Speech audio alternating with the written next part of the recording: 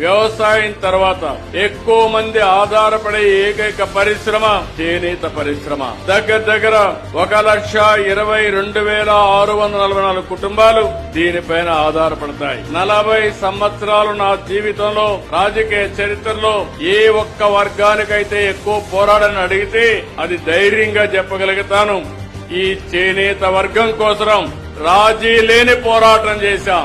అధికారంలో ఉంటే పనులు చేశాం, ప్రతిపక్షంలో ఉంటే మీ తరపున పోరాటాలు చేసిన విషయం కూడా ఒక్కసారి గుర్తు తీసుకొస్తున్నాను. 2014 నుంచి 19 వరకు 5 ఏళ్లలో చేనేతకు అండగా నిలబడ్డాం. 110 కోట్ల రూపాయలు చేనేత కళాకారులకి రుణాలు మాఫీ చేశాం.